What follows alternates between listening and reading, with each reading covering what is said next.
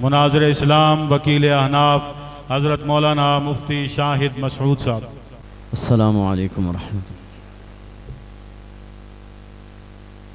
الحمد للہ وحدہ والصلاة والسلام علی من لا نبی بعدہ لا نبی بعدہ ولا معصوم بعدہ اما بعد فاعوذ باللہ من الشیطان الرجیم بسم اللہ الرحمن الرحیم وعلم آدم الأسماء كلها ثم عرضهم على الملائكة فقال أنبئوني بأسماء هؤلاء إن كنتم صادقين قال الله تبارك وتعالى اقرأ باسم ربك الذي خلق خلق الإنسان من علق اقرأ وربك الأكرم الذي علم بالقلم علم الإنسان ما لم يعلم قال الله تبارك وتعالى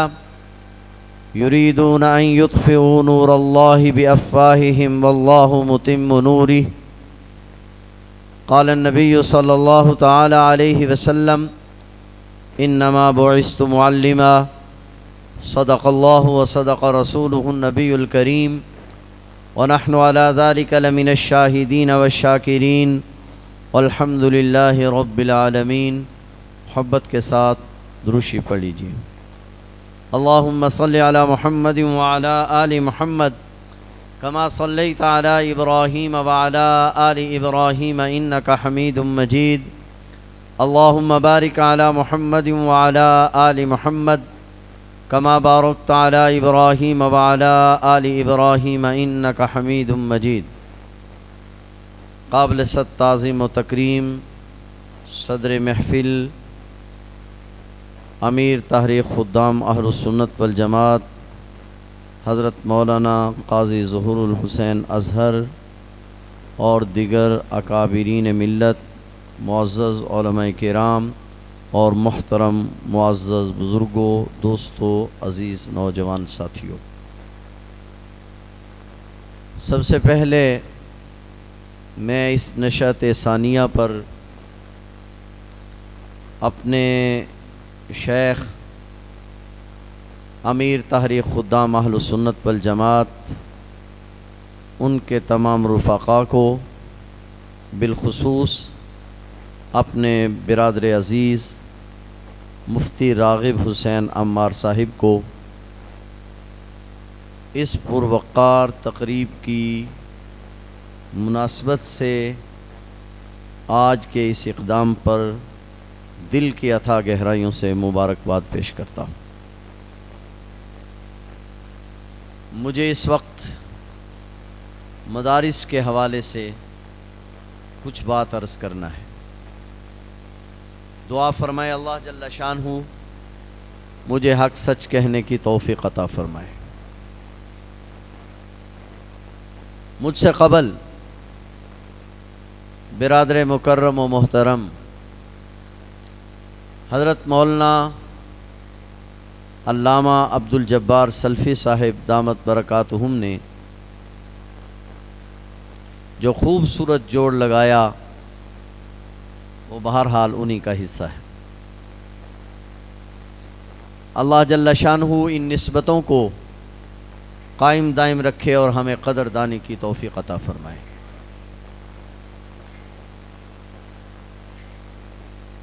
مدارس کی تاریخ اتنی پرانی ہے جتنا دین اسلام پرانا ہے۔ مدرسہ اتنی طویل تاریخ رکھتا ہے جتنی طویل تاریخ اسلام رکھتا ہے۔ میں بہت مختصر کچھ گزارشات اس حوالے سے پیش کروں گا۔ 1400 سال کی تاریخ پر بات کرنا یہ میرے بس کی بات نہیں اور نہ وقت اس کا متحمل ہے۔ میں صرف بر صغیر کے کچھ مدارس کا ذکر اس عنوان سے کروں گا۔ ایک زمانہ تھا جب یہاں مدارس کا ایک جال تھا، اس بر صغیر میں خانقاہیں اور مدارس آباد تھے، اور بلا شبہ اس میں کوئی دو رائے نہیں کہ یہاں دین خانقاہوں کے واسطے سے آیا۔ پھر ایک زمانہ آیا کہ یہاں برطانوی سامراج کے ناپاک قدم آئے، اور انہوں نے جب اقتدار پر قبضہ کیا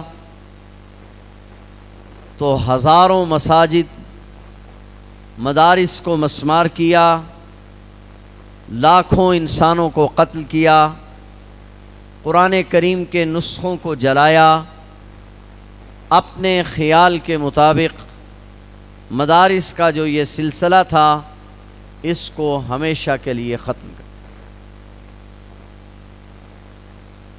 ہمارے اکابرین نے، جیسا کہ آپ سن رہے تھے، میں تکرار نہیں کروں گا، ایک مدرسے کا آغاز فرمایا۔ مدرسہ جو شروع ہوا اور بر صغیر میں مدارس کے حوالے سے ایک تحریک شروع ہوئی، تو یہاں مدرسہ چلانے کا یہ طریقہ تھا کہ ایک عالم دین کسی جگہ بیٹھ جاتے ہیں، کچھ دین پڑھنے پڑھانے والے وہاں جمع ہو جاتے، شام کو طلباء گھروں سے کھانا مانگ کر لے آتے، استاد بھی صبر و شکر کے ساتھ اس کو کھاتے اور طلباء بھی، اور اس طرح ان طلباء کرام نے قسمہ پرسی کے عالم میں ان مدارس کا آغاز کیا۔ پاکستان معارض وجود میں آ گیا۔ جب پاکستان بنا تو وہ ملک جو کلمہ لا الہ الا اللہ کی بنیاد پر معارض وجود میں آیا تھا، اور اگر تبا مبارک پر گرا نہ ہو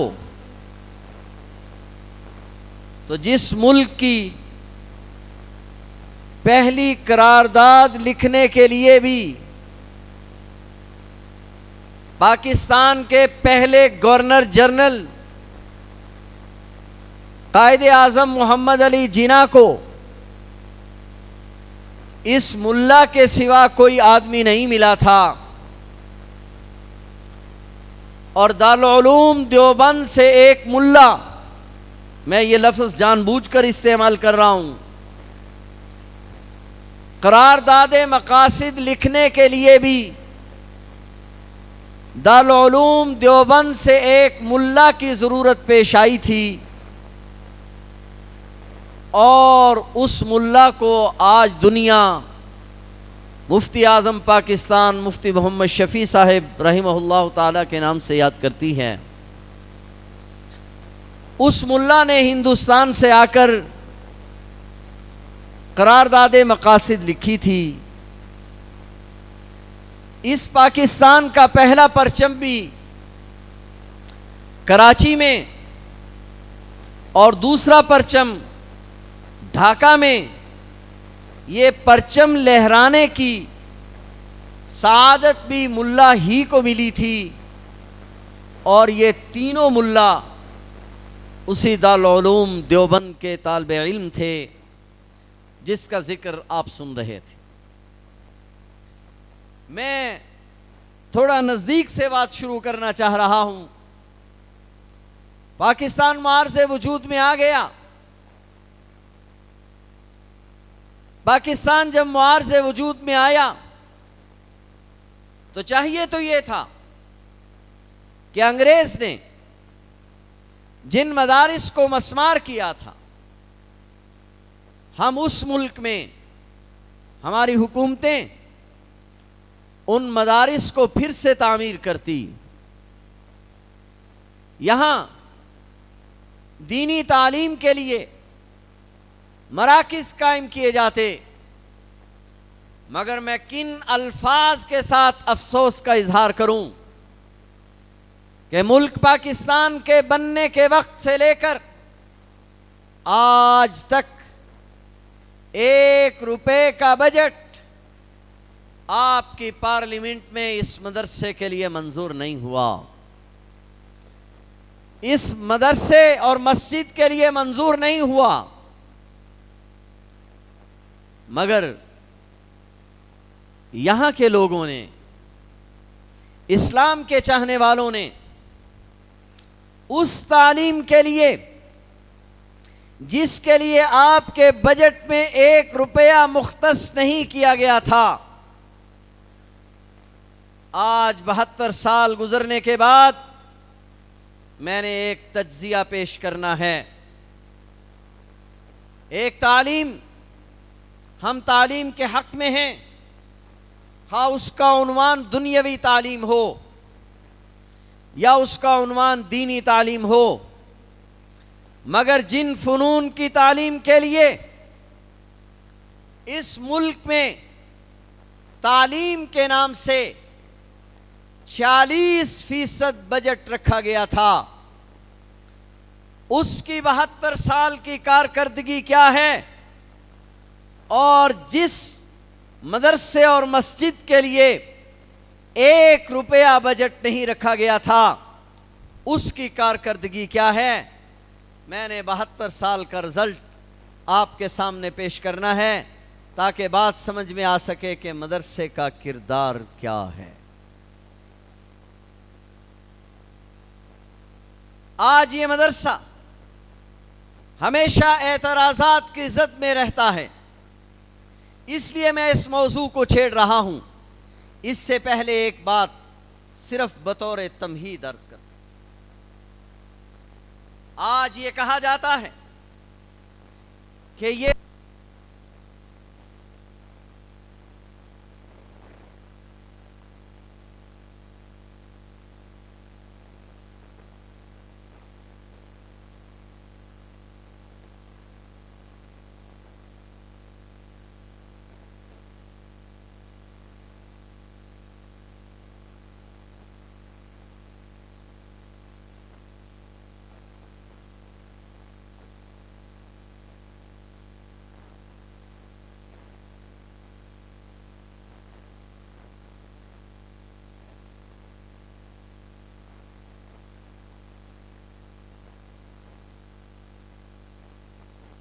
ایسا کہا جاتا ہے،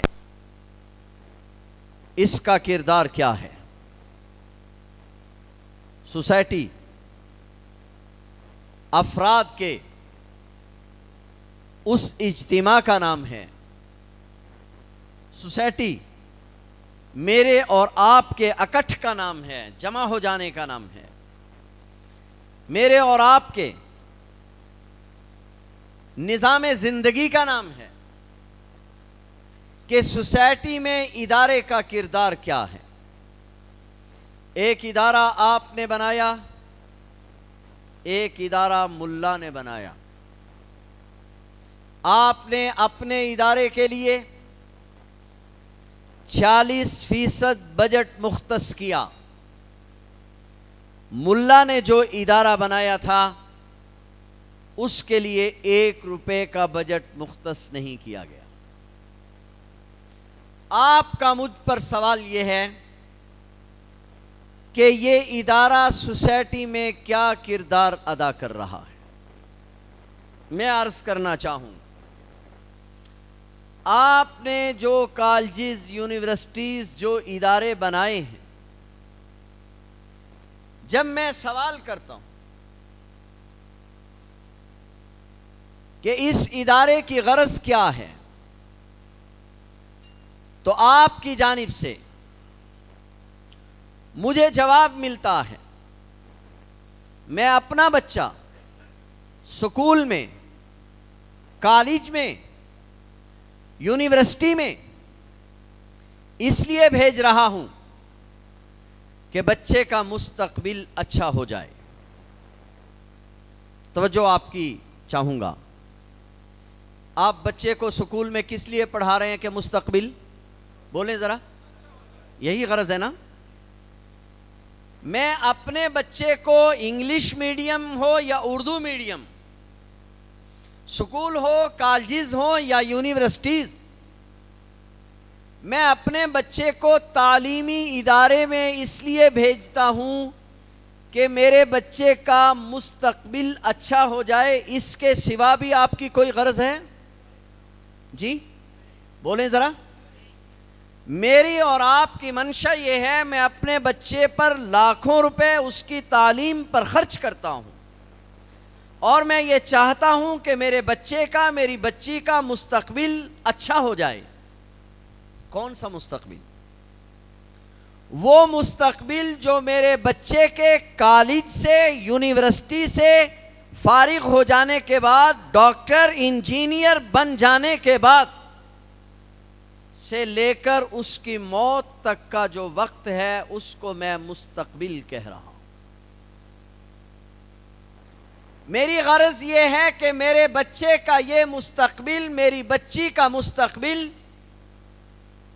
جو اس کے LLB کر لینے کے بعد، ڈاکٹر بن جانے کے بعد، انجینئر بن جانے کے بعد وفات تک ہے، یہ مستقبل اچھا ہو جائے. تو جن اداروں میں یہ تعلیم دی جا رہی ہے، میں کہہ رہا ہوں یہ ادارے بہت کام کر رہے ہیں، کیونکہ یہ میرے بچوں کے مستقبل کو سنوار رہے ہیں. مگر یہ مستقبل ایسا ہے جس مستقبل کے 1 منٹ کی گارنٹی نہیں کہ فارغ ہونے کے بعد میرا بیٹا 1 منٹ زندہ رہے گا، 1 سال زندہ رہے گا، 1 صدی زندہ رہے گا. کوئی گارنٹی نہیں ہے کہ 1 منٹ بھی زندہ رہے گا، کسی کے پاس کوئی گارنٹی نہیں. میں اس مستقبل کے لیے، جس مستقبل کے 1 منٹ کا یقین نہیں ہے، جس ادارے میں تعلیم دی جا رہی ہے، اس مستقبل کے لیے تربیت دی جا رہی ہے، میں اس ادارے کے مستقبل، اس ادارے کی تعلیم کا، اس کے کردار کا اقرار کر رہا ہوں. مگر ایک ادارہ ہے جو ایک ملا نے بنایا ہے، جو ملا میرے بچے کو دنیاوی تعلیم بھی دیتا ہے اور اس کے ساتھ میرے بچے کو قرآن پڑھا رہا ہے، جو قرآن کریم میرے بچے کے فارغ ہونے کے بعد والے مستقبل کا صرف ضامن نہیں ہے، بلکہ اس جہان پر جس پر زندگی کا اختتام نہیں ہے، اس کے بعد ایک اور جہان بھی آنے والا ہے. جو مدرسے کا ملا صرف اس جہان کے مستقبل کی بات نہیں کر رہا، اگلے جہان کے مستقبل کی بات بھی کر رہا ہے، میں اس کے بارے میں پوچھ رہا ہوں کہ سوسائٹی میں اس ادارے کا کردار کیا ہے. آپ کے ادارے میں جو تعلیم دی جا رہی ہے، میں اس کردار کو تسلیم کر رہا ہوں، مگر وہ صرف دنیا کے مستقبل کی بات کر رہا ہے. میرا ادارہ آخرت کے مستقبل کی بات بھی ساتھ کر رہا ہے. مگر آپ میرے کردار کے بارے میں سوال کر رہے ہیں کہ میں جو اگلے مستقبل کی بات بھی کر رہا ہوں، اس کا کردار کیا ہے؟ میری بات کچھ سمجھ رہے ہیں آپ؟ جس ادارے سے میں اور آپ متعلق ہیں، میرے کالج اور میرے یونیورسٹی، وہ بھی ہمارے ادارے ہیں، بات کو غلط نہیں کرنا، خلط ملط نہیں کرنا. یہ کالجز، یہ یونیورسٹیز، یہ ہمارے ادارے ہیں. جن اداروں میں پڑھ کے میرے بچے ڈاکٹر بنتے ہیں، انجینئر بنتے ہیں، ماہرین معیشت بنتے ہیں، مگر جب میرا بچہ ڈاکٹر بنتا ہے تو اس کی بنا پر مجھے کوئی احساس نہیں ملتا کہ میں ڈاکٹر کا والد ہوں، میں انجینئر کا والد ہوں، حتیٰ کہ میں وزیر اعظم کا والد ہوں. اس پر مجھے کوئی ڈگری نہیں ملتی. مگر ملا جو قرآن کریم پڑھا رہا ہے، جب بچہ پڑھ کر فارغ ہوتا ہے تو نہ صرف یہ کہ دنیا میں آخرت میں میرے بچے کو یہ کہا جائے گا کہ تو قرآن کریم پڑھتا جا اور جنت کے درجوں پہ چڑھتا جا، بلکہ باپ اور ماں کے سر پر بھی ایک تاج سجایا جائے گا جس کی روشنی سورج کی روشنی سے بھی زیادہ ہوگی۔ اس کے باوجود آپ مجھے پوچھ رہے ہیں کہ سوسائٹی میں اس ملا کا کردار کیا ہے۔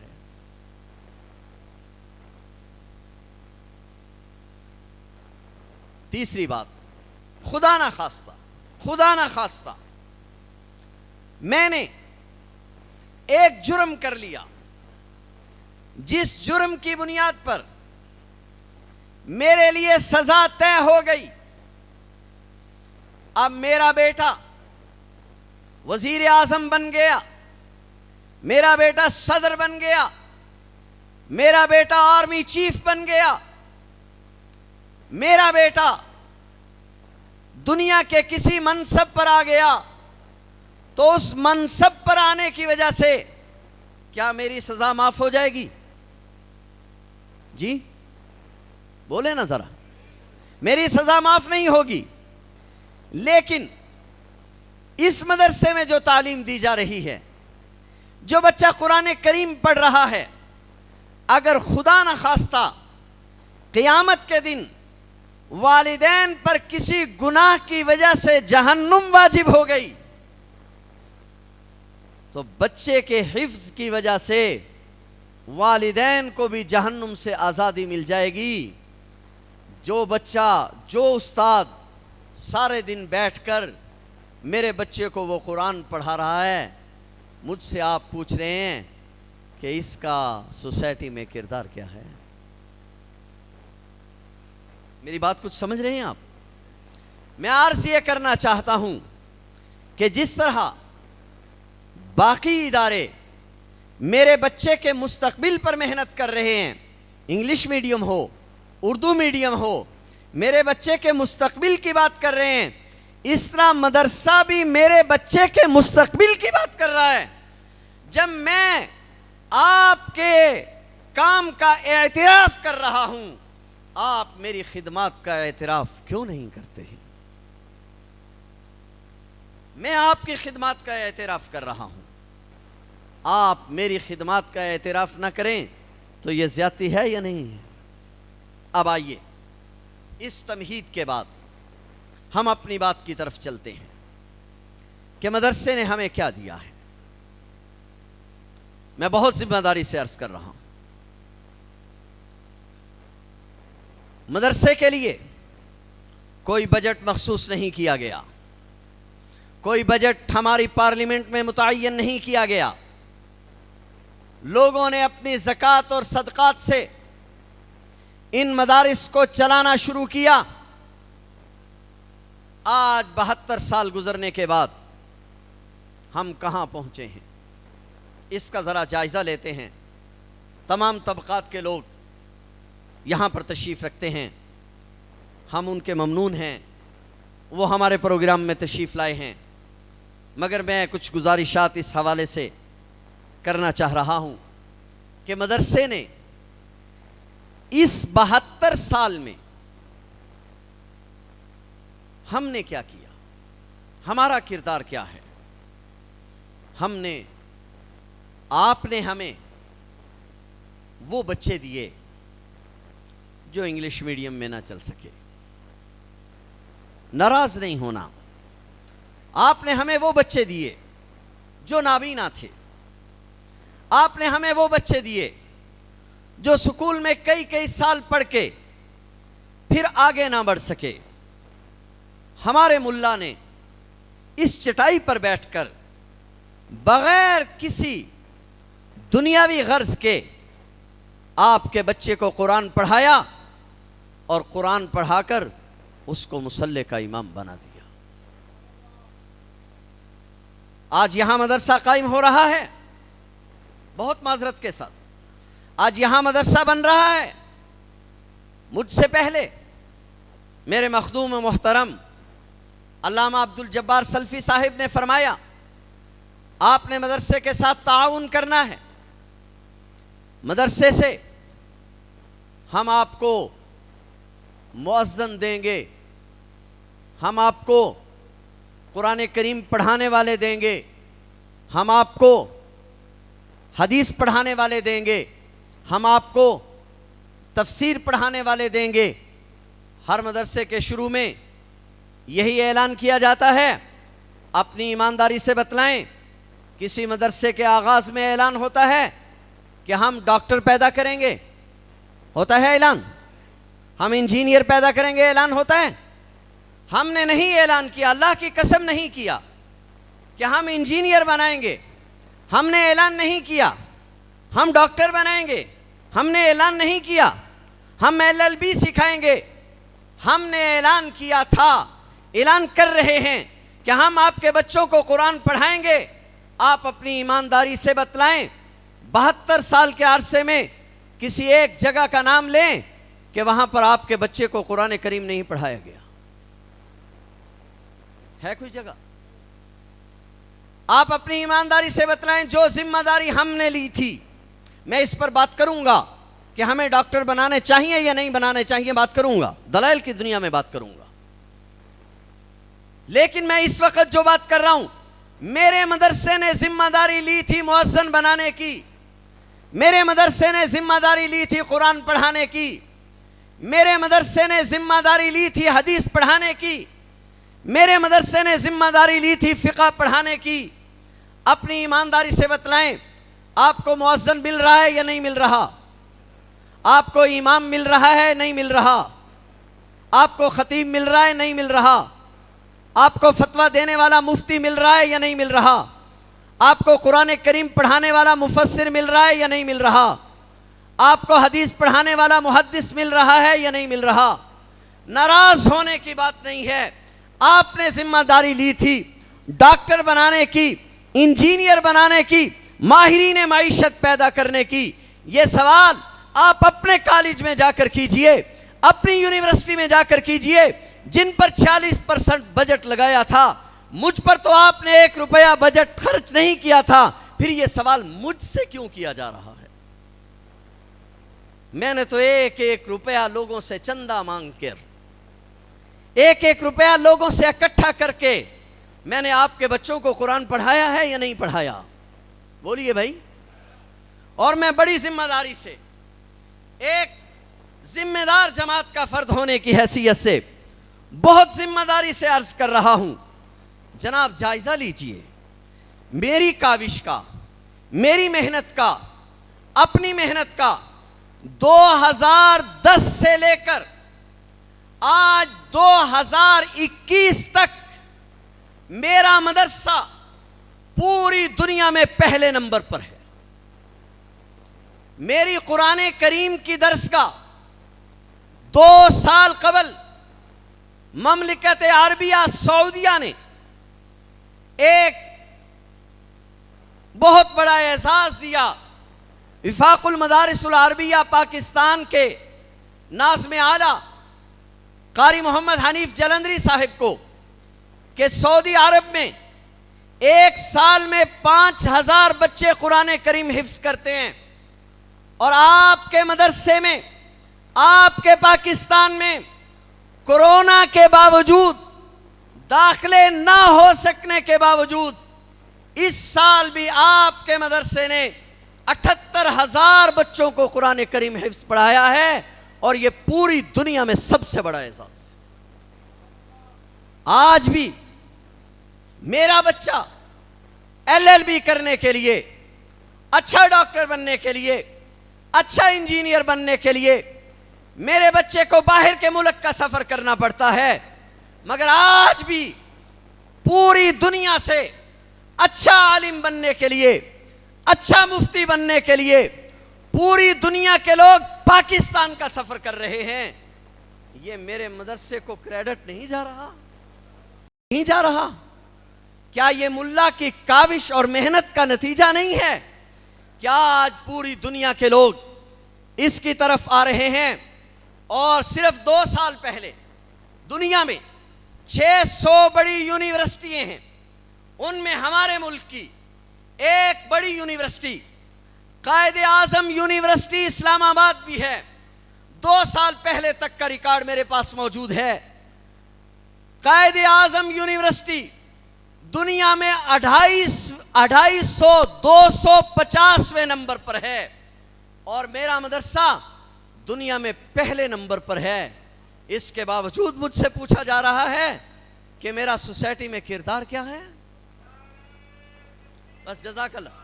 میں ایک رونا ہے، ایک درد ہے جو آپ کے سامنے رکھنا چاہ رہا ہوں۔ میرا مقصود کوئی شعلہ نوائی نہیں، میں ایک رونا رو رہا ہوں آپ کے سامنے، پبلک کے سامنے، کہ آج میں تو ہمیشہ اعتراضات کی زد میں رہتا ہوں کہ مجھے یہ کرنا چاہیے تھا، میں نے یہ نہیں کیا، میں نے یہ نہیں کیا۔ میں بتلانا یہ چاہ رہا ہوں، مجھے 1 روپیہ سرمایہ نہیں دیا گیا تھا، مجھے 1 انچ جگہ بطور خاص نہیں دی گئی تھی، میں نے لوگوں سے 1 روپیہ چندہ مانگ کے آج میرا مدرسہ دنیا میں پہلے نمبر پر ہے۔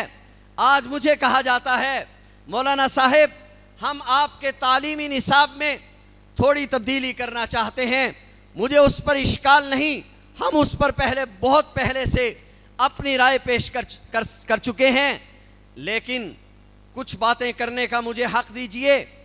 میرا ایک ادارہ ہے جو وفاق المدارس العربیہ پاکستان کے نام سے دنیا میں جانا جاتا ہے، میں بھی اس ادارے کا ایک فرد ہوں۔ میرے ملک میں شعبان المعظم میں 20,000 سینٹروں میں امتحان ہوتا ہے۔ کتنے؟ بولیے ذرا۔ 20,000 سینٹروں میں امتحان ہوتا ہے۔ 2 لاکھ سے زائد طلباء نے اس سال بھی امتحان دیا ہے۔ 20,000 سینٹروں میں، مجھے معاف کرنا، 20,000 سینٹروں میں 2 لاکھ سے زائد طلباء نے امتحان دیا۔ 1 ہفتہ یہ امتحان جاری رہا۔ 20,000 سینٹروں کا جائزہ لیجئے، کسی سینٹر کے باہر آپ کو 1 پولیس کا سپاہی تعینات نظر نہیں آئے گا۔ پھر مجھے تربیت کی ضرورت ہے یا آپ کو تربیت کی ضرورت ہے کہ آپ کا امتحان ہوتے ہی آپ کے سینٹر کے باہر کرفیو نافذ ہوتا ہے، آپ کے یونیورسٹی کے طلباء اپنے استاد سے پیپر تک چھین لیتے ہیں، آپ کی یونیورسٹی کے طلباء ریوالور تک لے کر امتحان دیتے ہیں۔ کتنی مثالیں پیش کروں؟ میرا وفاق جب سے بنا ہے آج تک کسی استاد کو مار کر اس سے پیپر نہیں چھینا گیا، آج تک کسی سینٹر کے باہر پولیس متعین نہیں کرنی پڑی کہ یہاں بدامنی کی ضرورت ہے۔ اس کے باوجود آپ کہتے ہیں کہ میری تربیت کی ضرورت ہے اور آپ کی تربیت کی ضرورت نہیں ہے۔ میرے نصاب تعلیم، میرا تعلق اہل السنت والجماعت فقہ حنفی کے ساتھ ہے۔ میری تعلیم کا آخری سال دورہ حدیث شریف کا سال کہلاتا ہے۔ میرے مدرسے میں جو کتابیں پڑھ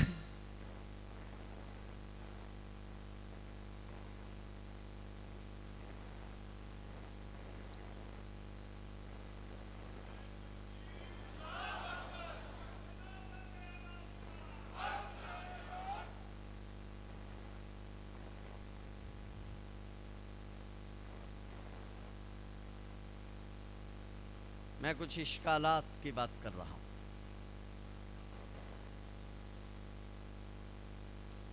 میرے مدرسے میں حضرت شیخ تشریف لے آئے ہیں، میں اپنی بات مکمل کر رہا ہوں۔ میرے مدرسے میں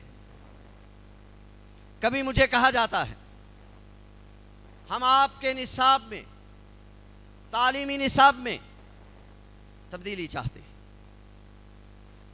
مجھے کہا جاتا ہے آپ کا نصاب فرقہ واریت پر مبنی ہے۔ بہت کھل کر بات کرنا چاہتا ہوں، ٹیبل ٹاک کا آدمی ہوں، ٹیبل ٹاک کرنا جانتے ہیں، بات کہنے کا حوصلہ بھی رکھتے ہیں اور سننے کا حوصلہ بھی رکھتے ہیں۔ مجھے کہا جاتا ہے آپ کے نصاب میں فرقہ واریت ہے، آپ فرقہ واریت پڑھاتے ہیں، ہم نصاب میں تبدیلی چاہتے ہیں، آپ میں دوسرے کو برداشت کرنے کا حوصلہ نہیں ہے۔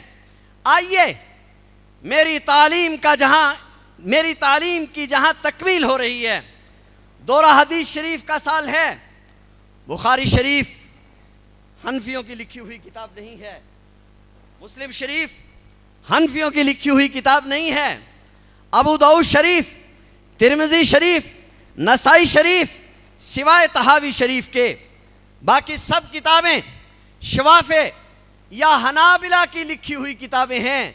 اگر میں وسعت نظر نہ رکھتا تو میرے مدرسے میں شافعیوں کی کتابیں کیوں پڑھائی جاتی، میرے مدرسے میں مالکیوں کی کتابیں کیوں پڑھائی جاتی، میرے مدرسے میں حنبلیوں کی کتابیں کیوں پڑھائی جاتی اگر میرے اندر وسعت نظر نہ ہوتی۔ اور اگر آپ مجھے معاف کریں، میں حقائق کی بات کرنے کا عادی ہوں۔ اس ملک کے دو بڑے ایشوز ہیں، فرقہ واریت اور قتل و غارت گری۔ فرقہ واریت میرے گھر سے نہیں آئی، فرقہ واریت کا آغاز کہیں اور سے ہوا ہے، اس دشمن کو تلاش کیجئے۔ اس ملک میں فرقہ واریت کا آغاز اس دن ہوا جس دن بانی پاکستان کا جنازہ تھا، پاکستان کے پہلے گورنر جنرل قائد اعظم محمد علی جناح کا جنازہ تھا۔ علامہ شبیر احمد عثمانی جنازہ پڑھانے کے لیے آگے بڑھے، دیوبندی، بریلوی، اہل حدیث سب جنازے میں شریک تھے۔ جنازے سے کون نکل کر چلا گیا تھا؟ جی آپ بول نہیں رہے۔ اداروں کے لوگ تشریف رکھتے ہوں گے، صحافی دوست تشریف رکھتے ہوں گے، پاکستان کے پہلے وزیر خارجہ جناب ظفر اللہ صاحب جنازے سے نکل کر چلے گئے، بانی پاکستان کا جنازہ نہیں پڑھا۔ شام کے وقت صحافیوں نے گھیرا اور کہا جناب آپ نے بانی پاکستان کا جنازہ نہیں پڑھا۔ کہا اگر بانی پاکستان مسلمان ہے اور یہ مسلمانوں کا ملک ہے تو مجھے مسلمان مملکت کا کافر وزیر خارجہ سمجھ لیا جائے، اور یا مجھے کافر مملکت کا مسلمان وزیر خارجہ سمجھ لیا جائے۔ یہاں فرقہ واریت ہم نے نہیں پھیلائی، معاف کرنا۔ فرقہ واریت کا آغاز کہیں اور سے ہوا ہے، یہاں دہشت گردی کا آغاز بھی ہم نے نہیں کیا۔ یہاں اس ملک میں سب سے پہلے سب سے بڑی دہشت گردی پاکستان کے پہلے وزیر اعظم جناب لیاقت علی خان کا قتل تھا۔ لیاقت علی خان کا قتل کسی ملا نے نہیں کیا تھا، لیاقت علی خان کے پیچھے کوئی ملا نہیں تھا۔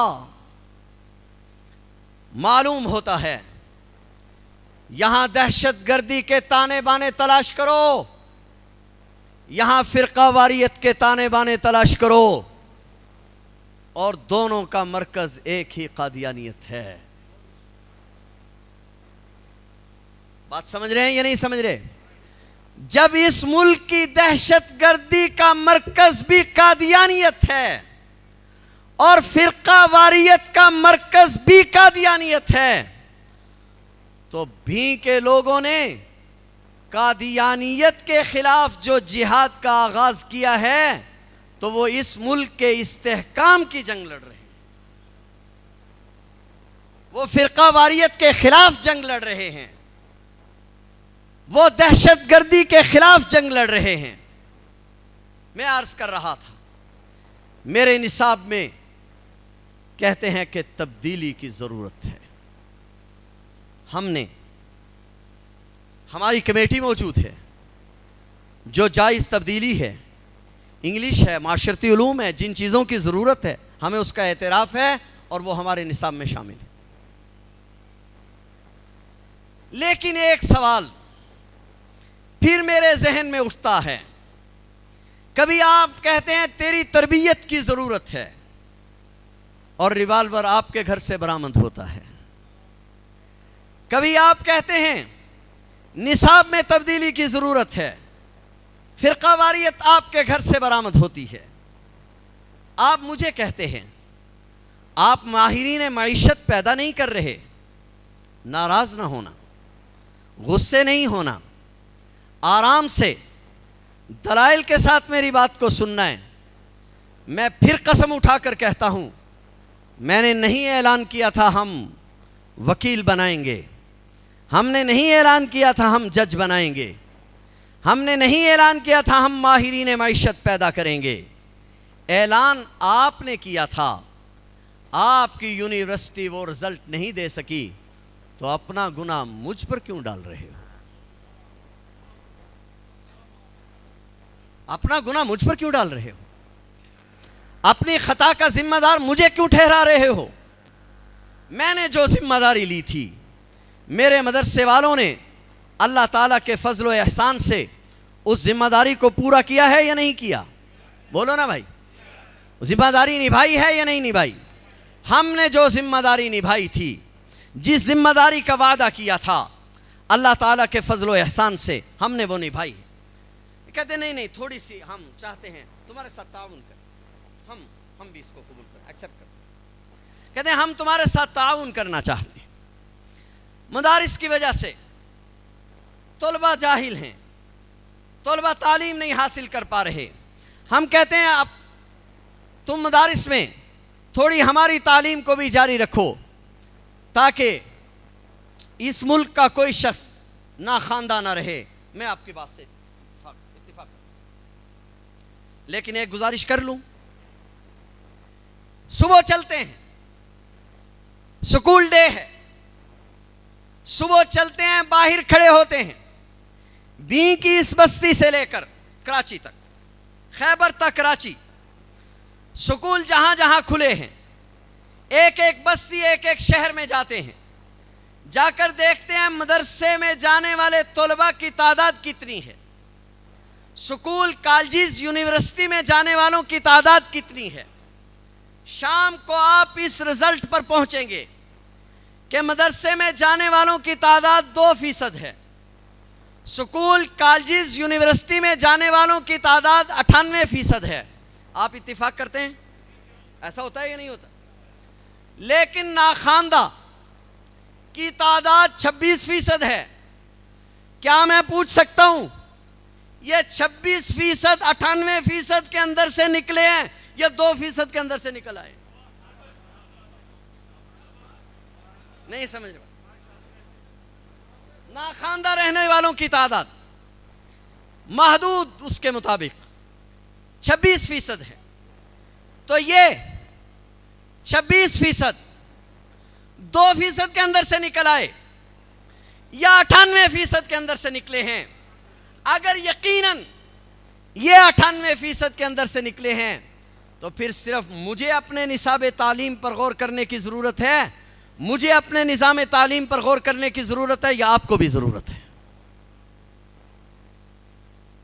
تھوڑا سا اور آگے چلتے ہیں۔ جو بچے ناخواندہ ہیں، پڑھ نہیں سکے، پرائمری سے آگے نہیں جا سکے، مڈل سے آگے نہیں جا سکے، میٹرک سے آگے نہیں جا سکے، F S C B S C M S C نہیں کر سکے، گریجویشن نہیں کر سکے، چلتے ہیں، جا کر پوچھتے ہیں، معلومات لیتے ہیں۔ اگر میرے مدرسے کی کتابیں مہنگی ہونے کی وجہ سے آپ کا بچہ قرآن کریم نہیں پڑھ سکا، کتابیں نہیں پڑھ سکا، تو ذمہ دار میں، اور اگر آپ کی کتابیں مہنگی ہونے کی وجہ سے بچہ یونیورسٹی نہیں جا سکا تو کیا ذمہ دار پھر بھی میں؟ ناراض نہیں ہونا، چلتے ہیں، جائزہ لیتے ہیں، میٹرک کے بعد تعلیم کے اخراجات غریب آدمی آج افورڈ نہیں کر سکتا، سب کو اس کا اعتراف۔ غریب آدمی تعلیم کے اخراجات برداشت نہیں کر سکا۔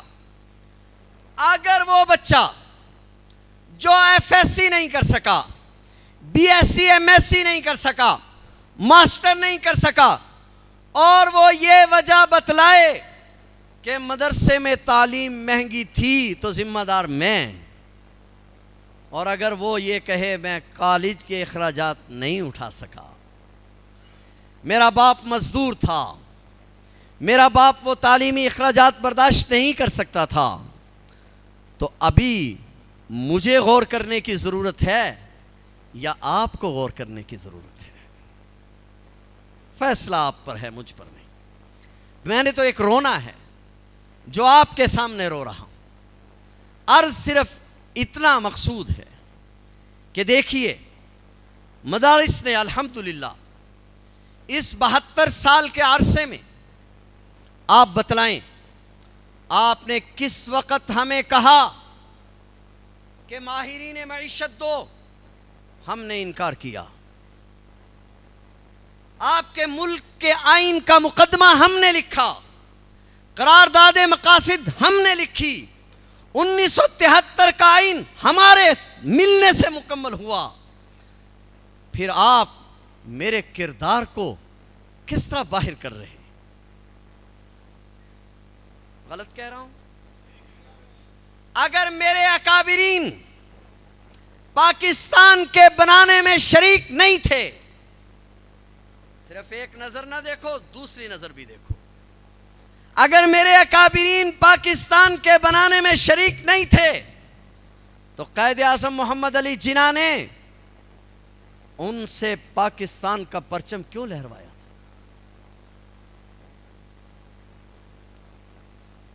میں بڑی ذمہ داری سے کہہ رہا ہوں، آج دنیا میں کہا جاتا ہے بینکاری سود کے بغیر ہو تو ملک نہیں چل سکتا۔ میں ایک مثال صرف پیش کرتا ہوں، پوری دنیا میں اگر اس سودی نظام کے مقابلے میں بینکاری کا کوئی نظام متعارف کرایا ہے تو کیا وہ پاکستان کے ملا نے متعارف نہیں کرایا؟ آج بھی دنیا کے 32 ممالک میں بینکاری کا وہ نظام رائج ہے۔ جب آپ نے ماہرین معیشت مانگے، الحمدللہ ہمارے پاس موجود ہیں۔ جب آپ نے ماہرین قوانین مانگے، الحمدللہ وہ بھی ہمارے پاس موجود ہیں۔ کون سی ضرورت تھی جس کو اس مدرسے نے پورا نہیں کیا؟ ایسا ہے یا نہیں ہے؟ بولیے بھائی۔ ان ساری باتوں کے باوجود آپ یہ کہتے ہیں کہ اصل میں اور مسئلہ نہیں ہے، ہم یہ چاہتے ہیں کہ یہ بیچارے مولوی، اس کی تنخواہ کوئی نہیں، تھوڑی تھوڑی تنخواہ 10-15 ہزار پہ گزارا کرتا ہے، ہم کہتے ہیں ان کو ملازم بھرتی کرایا جائے، ان کو ملازمت ملے، اس لیے ہم چاہتے ہیں کہ تعلیمی نصاب میں تھوڑی تبدیلی ہو۔ معاف کرنا مجھے معاف کرنا اگر آپ نے اپنی یونیورسٹیوں سے فارغ ہونے والوں کو نوکریاں دے دی ہیں، ناراض نہ ہونا۔ کتنے لوگ ماسٹر کی ڈگریاں لے کر آپ کے ایم پی اے، میرے ایم این اے کے گھر کے چکر لگا رہے ہیں، اس بیچارے کے پاس نوکری نہیں ہے۔ آپ اپنے بچوں کو نوکری نہیں دے پا رہے، آپ میرے بچے کو کیسے نوکری دیں گے؟ آپ نے تو 1 کروڑ نوکری کا وعدہ کیا ہوا ہے۔ میں سوچ رہا تھا آپ 1 کروڑ دے دیں، پھر شاید ہمارا نمبر آ جائے، لیکن کیا خیال ہے؟ میرا مسئلہ نوکری نہیں ہے، مجھے معاف کر دیں، میرا مسئلہ کچھ اور ہے۔ مفکر پاکستان ڈاکٹر علامہ اقبال کو جانتے ہیں؟ جی بولیں ذرا، میں صرف وہی باتیں کر رہا ہوں جو آن دی ریکارڈ ہیں، آف دی ریکارڈ۔ مفکر پاکستان ڈاکٹر علامہ اقبال کو جانتے ہیں؟ ڈاکٹر علامہ اقبال نے علامہ انور شاہ کشمیری کا نام بھی آپ نے سنا ہے؟ علامہ انور شاہ کشمیری کو خط لکھا، آپ یہاں تشریف لائے لاہور میں، ایک ہفتہ تک مختلف کالجز میں آپ کے بیانات ہوئے۔ جب آپ واپس جانے لگے تو ڈاکٹر علامہ اقبال، کیونکہ آپ کے بہت معتقد تھے، ڈاکٹر علامہ اقبال نے خود تو بات کرنے کی جرت نہ کی، البتہ بڑے لوگوں کا جو طریقہ ہوتا ہے کہ لکھ کر کچھ پیش کیا اور کہا کہ حضرت ہم یہ چاہتے ہیں کہ آپ ڈھابیل چھوڑ کر آپ لاہور تشریف لے آئیں، لاہور شاہی مسجد میں آپ کو خطابت دیں گے، 1000 روپیہ ماہانہ آپ کا وظیفہ ہوگا، فلاں فلاں کالجوں میں بھی آپ پڑھانے کے لیے تشریف لے جائیں گے، وہاں سے اتنا آپ کو وظیفہ ملے گا، فلاں جگہ آپ کو ایک کوٹھی بھی دی جائے گی، آپ مہربانی کر کے تشریف لائیں، یہاں کے مسلمانوں کو بہت فائدہ ہوگا۔ علامہ کشمیری نے اس تحریر کو پڑھا اور پڑھ کر فرمایا، اقبال تم نے ہم سے بڑی محبت کی، مگر اس بات کی وجہ سے میں پریشان ہو گیا کہ تم نے مجھے کہا کہ تمہیں 1000 روپیہ تنخواہ ملے گی اور 4 سبجیکٹ پڑھانے ہوں گے، 4 سبق پڑھانے ہوں گے اور 1000 روپیہ وظیفہ ملے گا، جبکہ میں جس مدرسے میں پڑھاتا ہوں اس مدرسے میں 14 سبق پڑھایا کرتا ہوں اور وہاں میرا وظیفہ 26 روپے ہے۔ اقبال 1000 روپے میں تمہیں نماز پڑھانے والا امام آسانی سے مل جائے گا، مگر میرے مدرسے والوں کو 26 روپے میں 14 سبق پڑھانے والا انور شاہ نہیں ملے گا۔ یہاں معیار کچھ اور ہے، یہاں نقطہ نظر کچھ اور ہے، معاف کرنا۔ ہمارے مدارس میں، بس آخری بات کہہ کے بات ختم کرتا ہوں، ہمارے حضرت مفتی عبدالشکور صاحب ترمذی نور اللہ مرقدہ ایک عجیب بات فرمایا کرتے تھے، فرماتے تھے لوگوں یہ اللہ کے دین کی برکت ہے۔ میں نے بات یہاں سے شروع کی تھی، روٹی ہمارا مسئلہ نہیں، تنخواہ ہمارا مسئلہ نہیں ہے، فرماتے تھے دین کی برکت ہے، اور آپ بھی میری اس بات کا اعتراف کریں گے۔ آپ اپنی ایمانداری سے بتلائیں، آپ میں 50 سال 60 سال 70 سال 80 سال کی عمر کے لوگ نظر آ رہے ہیں، آپ نے آج تک سنا ہے کوئی مولوی بھوکا مرا ہے؟ سنا ہے؟ مسجد میں بیٹھے جھوٹ نہیں بولنا، سنا ہے کوئی؟ آپ نے یہ تو سنا ہوگا کوئی مولوی کھاتا مر گیا ہے، اللہ کی قسم یہ آپ نے نہیں سنا ہوگا کہ مولوی بھوکا مر گیا، سنا ہے کبھی؟ ہمارے حضرت ایک عجیب جملہ فرماتے تھے، فرماتے تھے اللہ کی قسم یہاں تو آذان کے الفاظ جو سیکھ لیتا ہے وہ بھی بھوکا نہیں مرتا، تم کہتے ہو قرآن پڑھنے والا بھوکا مر گیا۔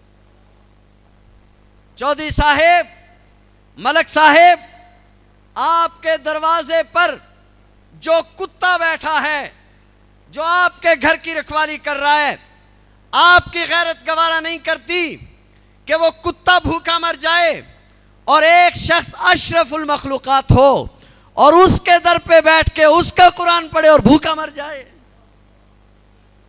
یہ کیسے ہو سکتا ہے؟ سمجھ آ رہی ہے بات یا نہیں سمجھ میں آ رہی؟ لہٰذا یہاں بھوکے مرنے کے کوئی چانسز نہیں ہیں، اس لیے ہمیں فاقے کا خوف مت دلاؤ۔ ہمارے ساتھ بات کرنی ہے تو دلائل کی بنیاد پر کرو۔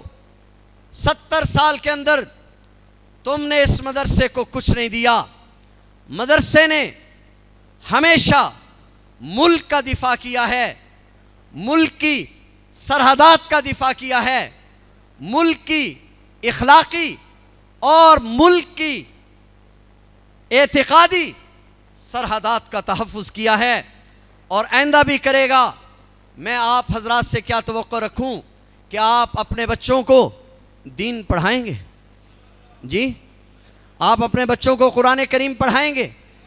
جی آپ اپنے بچوں کو قرآن کریم پڑھائیں گے؟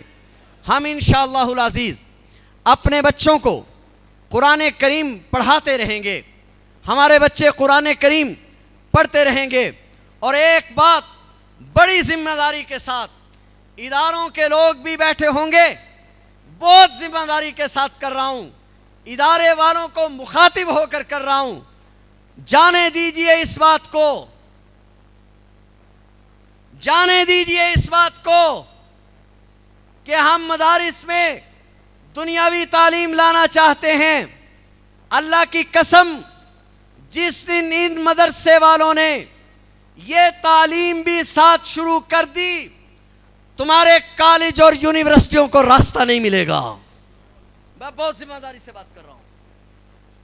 ریکارڈ اٹھائیے جناب آپ اپنا گزشتہ سال کا، صرف کراچی شہر کا ریکارڈ اٹھائیے، آپ کی کتنی یونیورسٹیوں میں ہمارے مدارس کے طلبہ نے ٹاپ کیا ہے۔ رہنے دیجئے اس بات کو، اللہ کے فضل و کرم سے یہ بوریا نشین، یہ فقیر لوگ جب اس بات پر تل جائیں گے تو انشاءاللہ العزیز آپ کو اسی ادارے سے قانون کے ماہرین بھی ملیں گے، ماہرین معیشت بھی ملیں گے، ڈاکٹر اور انجینئر بھی ملیں گے، مگر آپ کا 40% کہاں جائے گا، یہ فیصلہ آپ نے کرنا ہے۔